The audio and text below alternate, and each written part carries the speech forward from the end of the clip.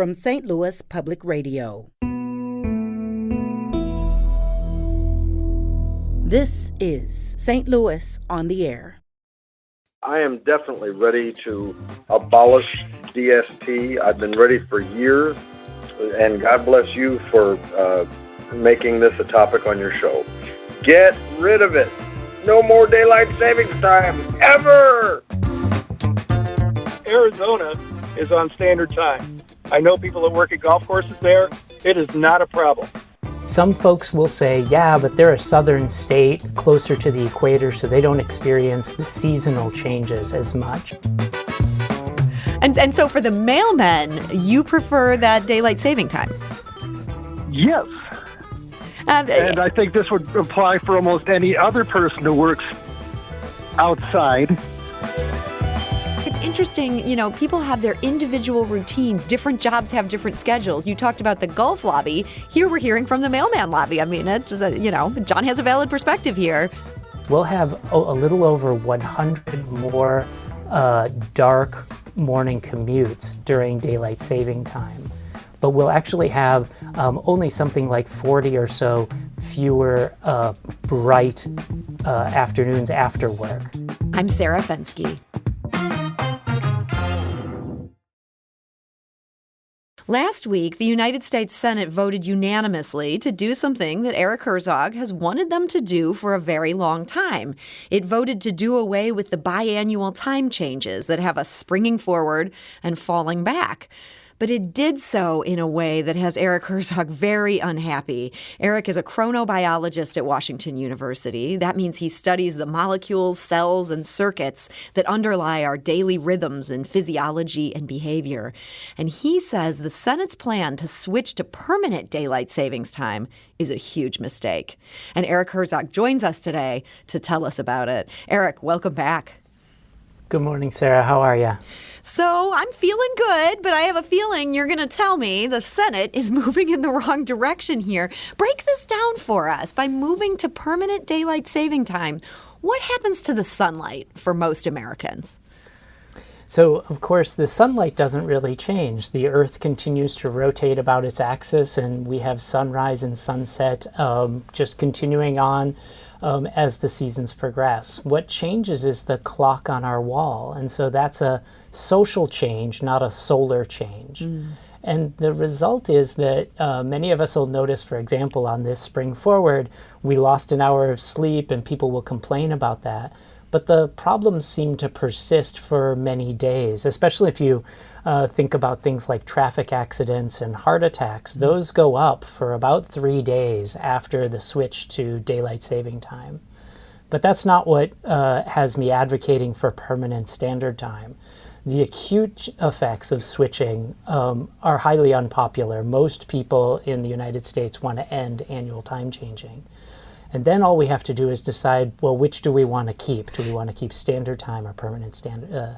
Go ahead, Sarah. Yeah, I mean, it turns out that's a huge question. I mean, the fact the Senate moved unanimously in one direction, it seems like America has kind of erupted over this. People have so many feelings about which direction they should have gone. That's absolutely right. And there have been a number of polls, and I think one thing we have to recognize is we're not all the same. We don't all have the same preferred wake-up time. But we do, most of us share things like schedules that we have to abide by, like starting work at 9 a.m., or if you're in high school, starting high school at 8 a.m. And so the recommendations from the scientific and medical community are that permanent standard time would be the best for the majority. And when we look at popularity polls, like 2 polls out from the AP, they indicate that most people are in favor of permanent standard time.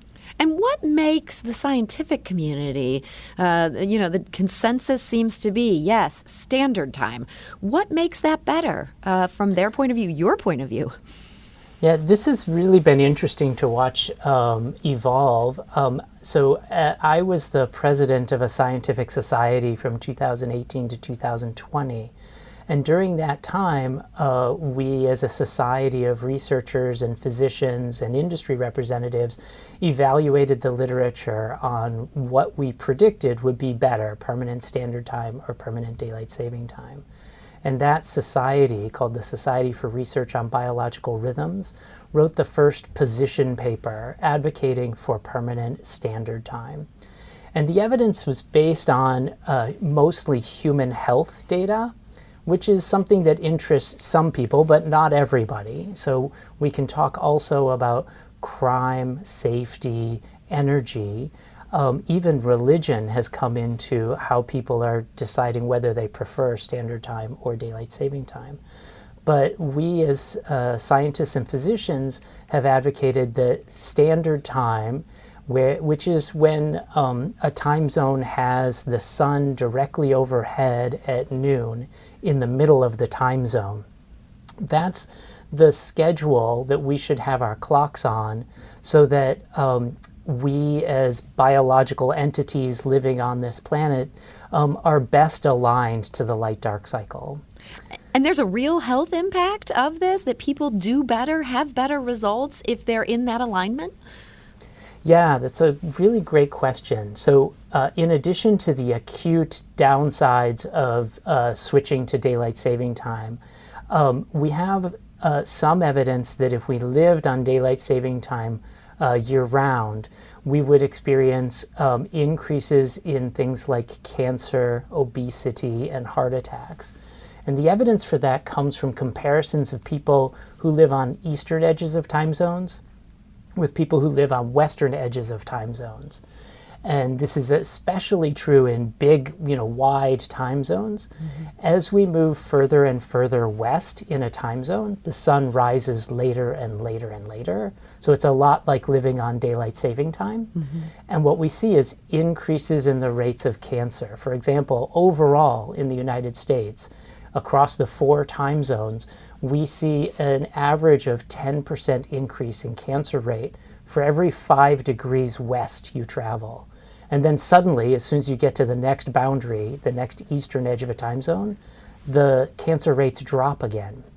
And so this suggests that humans are doing their best to be aligned to the natural light cycle, and that those who have to wake up in the dark on the western edges of time zones are at risk for things like health risks, even lower sleep and lower economic earning potential. I mean, this just seems mind-blowing that you're able to chart it to this level. What's the hypothesis of why we'd see an increase in something like cancer for people who are living in the less preferred edge of the time zone? It's a great question. What we think is happening is that our bodies, like all organisms on this planet, have adapted to the challenges of living on a 24-hour cycle. So everywhere on Earth, the sun rises and sets, and that daily schedule is a highly reliable cue to tell us, for example, when food is available. If you're a plant, you photosynthesize during the day, and you need to move sugars around in your body, in your plant body, differently at night. And we also need to be able to eat during the day and starve at night. And so we've adapted an internal genetic program that we inherit from our parents that allows us to anticipate those daily challenges. And that's probably been true since the beginning of life on Earth. Every organism on the planet has a circadian clock that helps us keep near 24-hour time.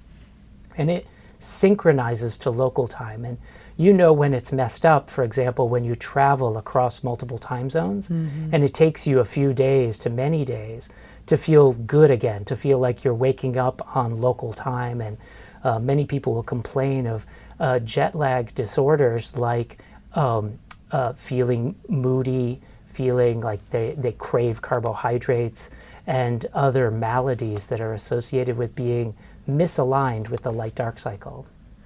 Wow. So it's interesting to think of the impact this is having on us, something that I think a lot of us don't think about. And as we mentioned, there is fierce debate going on about this right now. A lot of people have been ready to weigh in on this. That includes John in St. Louis. He says he's ready to ditch daylight savings time entirely. He wants to move to standard time year-round. I am definitely ready to abolish DST. I've been ready for years, and God bless you for making this a topic on your show. Get rid of it. No more daylight savings time, ever! Ever. John is emphatic. Well, John agrees with our guest today, Erik Herzog of Washington University. Maybe you're listening, maybe you don't. We want to hear from you, and we want to know why. Erik may be able to help reason with you. You may be steadfast in your beliefs, but you can call us at 314-382-8255. That's 382-TALK. You can also send us a tweet at STL on air. Jim is on the phone from Kirkwood. Jim, hi. You're on St. Louis on the Air. Well, I have a little bit of an edge on this because I'm an astronomer. We like to do star parties, and it's a real pain in the summer to try to get it dark enough soon enough to hold star parties. So that's one. Standard time is not a problem for evening activities. Case in point, everybody's always like, well, you got to have more time to golf, right? Well, guess what? Arizona is on standard time. I know people that work at golf courses there. It is not a problem. And so don't use that as an excuse for doing what you need to do. And I also teach, and I think it would be criminal to make my students who start at Northwest High School when I taught there. They started at 7:30 a.m. They would be in the dark for almost 2 hours after getting to school. If you kept daylight savings time in the winter. Jim, you make a lot of good points there. Thank you for sharing those. Erik, it's interesting that he talks about Arizona. I'm a former Arizona resident. They do not do time shifts there. They're on permanent standard time. What's the sense of how Arizona is doing with that from the chronobiologist perspective? Yeah, Jim is right. The data from Arizona, which has remained on standard time throughout, as has Hawaii, is that they do see benefits by staying on standard time. Now, some folks will say, yeah, but they're a southern state closer to the equator, so they don't experience the seasonal changes as much. However, if we compare just that eastern edge of Arizona to the western edge of its neighboring state, we do see those discrepancies between health and wellness. Again, so there's some suggestion, as the astronomers have said, that there are real benefits to standard time, even in the South.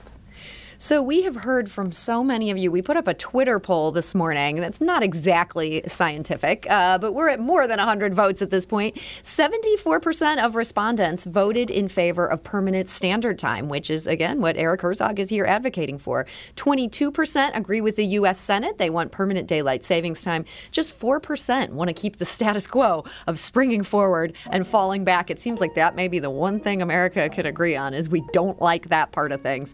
We're going to take a quick break here as we talk to Erik Herzog. Again, he's a professor of biology and neuroscience at Washington University. He's also the founder of the Herzog Lab, which has uncovered some mechanisms underlying how circadian clocks regulate our physiology, our behavior, and our health.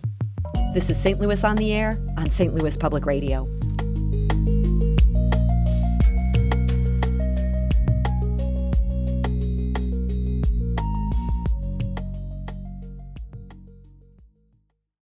Support comes from the Missouri Forest Products Association, honoring Arbor Day on April 26th, with an ongoing commitment to sustainable stewardship and conservation of Missouri's forests. ChooseWood.com.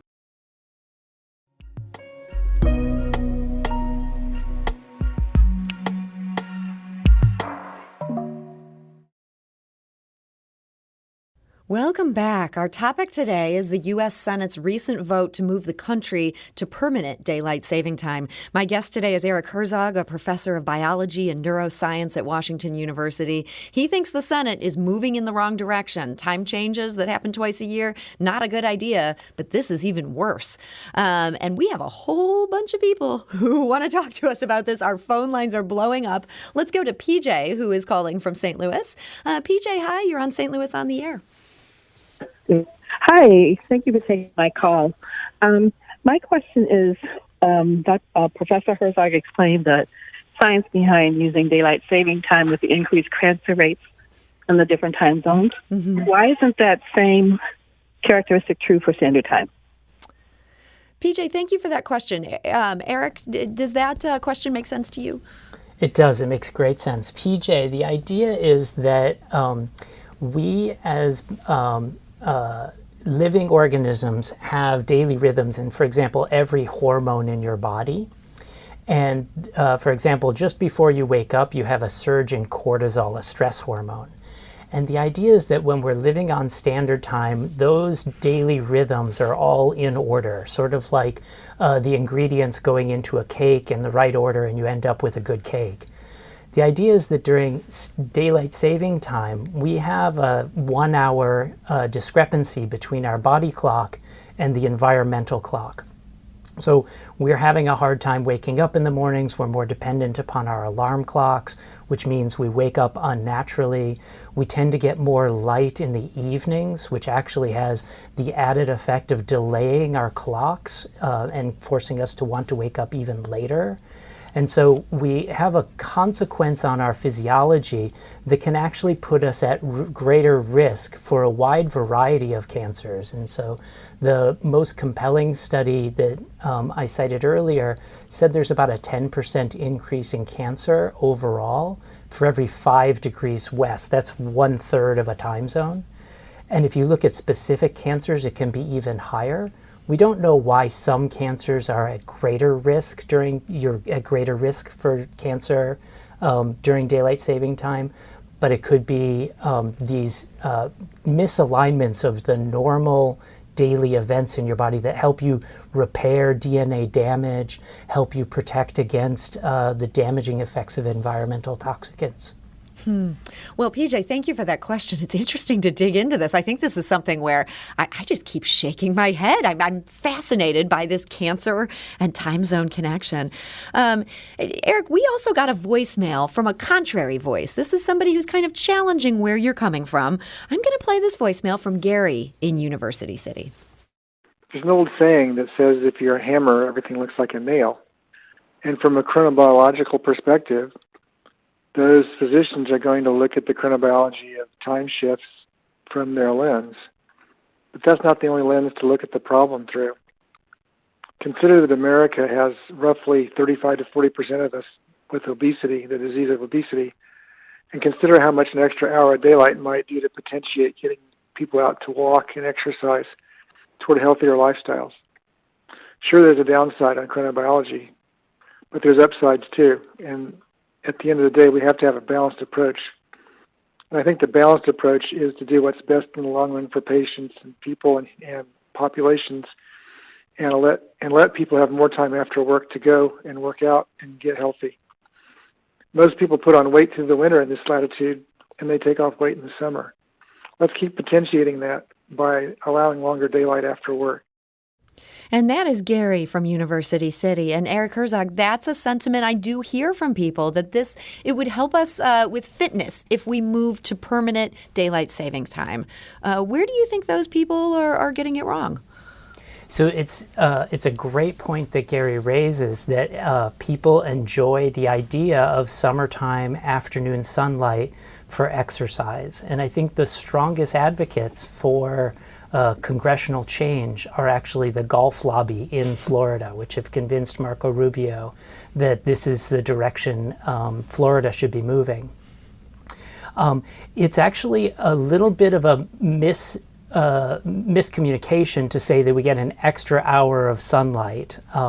Of course, people associate daylight saving time with summertime, but that's just because we now observe daylight saving time for 8 months out of the year. And so many of us actually think of daylight saving time as exactly that. We're somehow saving time, but we're not saving any time. What we're doing is we're just shifting our social calendar. And the idea that people will exercise more in the summer is true, but there's no evidence that people will exercise more during daylight saving time. So if we were on standard time and people could rely less on their alarm clocks, they could still have time in the afternoons to exercise, or for those who choose to, could exercise in the mornings. We're still going to get that summer sunshine, even if we switch to permanent standard time. I mean, that doesn't change that. That's right. So one way to think about it is, how many days a year would we have dark morning commutes versus bright afternoon time free after work. And it turns out that there's a miscommunication here. In St. Louis, we'll have a little over 100 more dark morning commutes during daylight saving time, but we'll actually have only something like 40 or so fewer bright afternoons after work in the summer. Let's go back to the phone lines here. John is calling from Ferguson. Hi, John. You're on St. Louis on the Air.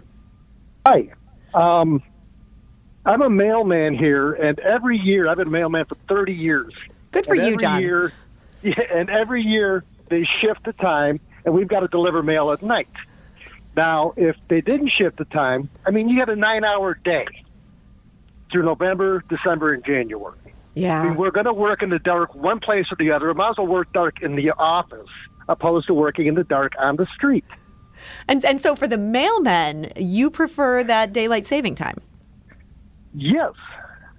And I think this would apply for almost any other person who works outside because their time is affected. You get extra hour daylight in the morning, yeah, but how many people hit the street in the morning? John, thank you for sharing that perspective. And Eric, it's interesting, people have their individual routines. Different jobs have different schedules. You talked about the golf lobby. Here we're hearing from the mailman lobby. I mean, John has a valid perspective here. But overall, I doubt you're going to change your mind over that. Yeah, this is a really great point, John, and I appreciate hearing from the mailman's perspective. And it is really important to think about public safety and public the risks that we take. The evidence is that sleepy drivers in the morning are our greatest risk for example, car accidents, and that afternoon accidents are much less rare. So people leaving from work are less groggy than people heading to work. And so we in the scientific community find evidence that light in the morning is a better solution for public safety. But I understand the concern, and it was 1974 in the United States when we went to permanent daylight saving time. And it only lasted for a few months before it was repealed because children were killed, unfortunately, at bus stops waiting for the school bus in the morning. And so that was the main reason that the public repealed daylight saving time in 1974. It is interesting how short-lived that experiment was. Eric, do you believe if we try this again, we might see just as fast a turnaround from it? That is a really great question, and one that we've been thinking about a little bit more in terms of what's the cost of trying something and then repealing it repeatedly. So we're not the only country that has tried to go to permanent daylight saving time and then repealed it. It's happened about 4 other times around the world. And in each case, it does involve a lot of planning. If the Sunshine Act is enacted into law, it won't become law until November of 2023 to give the airlines and some of the other big industries a chance to plan their schedules accordingly. So I think we really do want to be collecting data this time to help us understand the impacts of whatever we choose on health, safety, economics, and the other things that people care about. So this might be one we don't want to just shove through. Let's go back to the phone lines. Dan is calling from Twin Oaks. Dan, hi, you're on St. Louis on the Air. You probably just answered my question. I was wondering about the effect on airlines and international trade and issues like that. Nothing to do with health, but just to do with what governments and industries have to do to adjust to the time change. Yeah, I mean, this adjustment, as Eric was just pointing out, it does have some serious repercussions for a whole lot of industries. And that kind of leads me into something, Eric, that was raised by several of our listeners on Twitter who suggest, why don't we just split the difference? Mike writes, fall back 30 minutes this fall and keep it there. That way the daylight gets equally split between everyone fighting for it. Compromise. Is that an idea that could ever work in light of the fact that the United States is part of the world? Would that create problems for us to be on a half-hour increment versus an hour? There's an interesting idea that has come up repeatedly through the years. And the idea is that, in fact, most of the planet does not observe daylight saving time ever. I've forgotten the exact numbers, but I think there's something like 7 billion of us on the planet and a little over 1 billion of us that experience daylight saving for part of the year. Nobody lives on permanent daylight saving time, to my knowledge. And it does cause confusion when we don't have consistent division of time zones as you move north or move west in your travel. So much of the world has advocated for the U.S.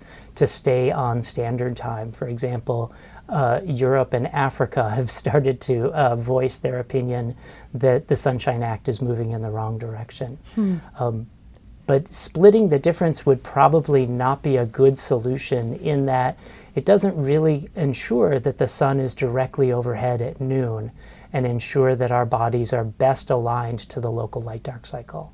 It might make for less of a misalignment, but it still might have some chronic health consequences. So in addition to all the callers we've heard from, and there's so many that unfortunately we are not going to be able to get to today, but we also got a number of really thoughtful emails. Michael from Creve Coeur writes, I am opposed to changing to permanent daylight saving time because of the potential health impact of having the clock time and the actual daylight hours misaligned all year round. As a parent, I'm particularly concerned about the winter and the impact it will have on children going to school in the dark, and especially many high schoolers who are already dealing with school start times that are too early for their normal sleep cycles. He much prefers standard time if we have to move one way or another. But Michael says this, my question is, as an individual citizen, what can I do to make my voice heard where it might actually have an impact? Erik, I know that's something that scientists are currently grappling with as well. You guys want to be heard in this debate. Any advice for people who feel strongly about this issue? That's a great question, and one that I'm learning more about, because my activity in this has been as a scientist talking to you, Sarah, and the public. But now there is a nonprofit organization called SaveStandardTime.org, and if you go to their website, Save Standard Time, they have a link to help you advocate to your local politicians for whatever you prefer, daylight saving time or standard time. Okay, well, SaveStandardTime.org for everybody who's passionate about this. That's a great resource. Erik Herzog, thank you so much for joining us today. My pleasure. Thank you very much, Sarah. And Erik is a professor of biology and neuroscience at Washington University. This is St. Louis on the Air on St. Louis Public Radio.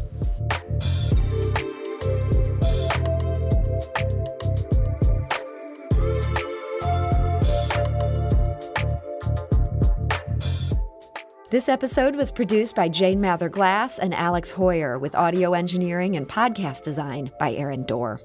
Our executive producer is Alex Hoyer. St. Louis on the Air is a production of St. Louis Public Radio. Understanding starts here. Do you find yourself regularly listening to episodes of St. Louis on the Air? Suggest us to a friend you think might enjoy our conversations. And leave us a review and rating on Apple Podcasts on the App Store. It's the simplest way to help people discover our show. Thanks. St. Louis Public Radio is a member-supported service of the University of Missouri, St. Louis.